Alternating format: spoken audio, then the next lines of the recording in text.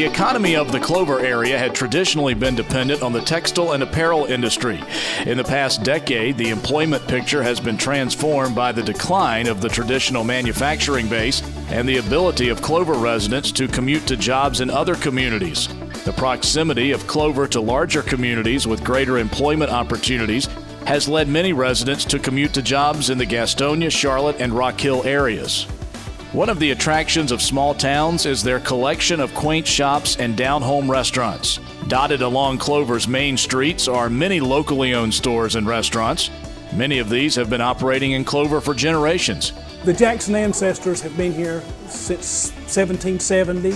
Pictures behind me are pictures of those reunions in the recent years and since 1927. Lots of those residents in the area are still here, but we also have a lot of folks that come in from all over the United States. What Clover offers is a way of doing business that I'm here every day. The people that work with me are here. Many of them live within 5 or 10 miles of here. And that makes a difference to people that come in. In addition to many locally owned businesses, national franchises have moved to town. Most of this growth has occurred to the east of town.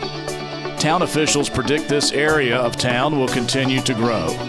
Several industries have been able to continue our textile heritage by carving out niches in the market. Tuscarora Yarns, Professional Knitting, and Clover Knits continue to provide jobs and bring prosperity to our town.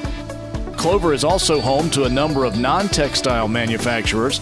Honeywell, Munzing, Performance Friction, Huffman, and Jameson employ over 500 people. Westgate Industrial Park is located just outside of town. This industrial park currently has 3 industries: Jameson Corporation, PART, and Permashrink. There are 130 undeveloped acres and a tremendous amount of potential in this park.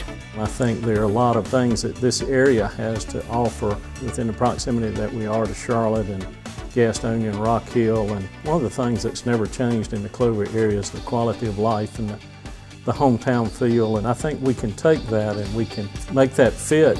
Other positive factors for economic development in Clover include the excellent public school system, the proximity of Clover to the Charlotte Douglas International Airport, one of the nation's largest passenger airports, and the excellent training programs available at York Technical College in Rock Hill. I think there are a lot of small businesses that will be regional companies that want to be located in the area that's like Clover, with the tax rates and the infrastructure that's in place, as well as good schools and quality of life for their employees, but also a base for a good workforce.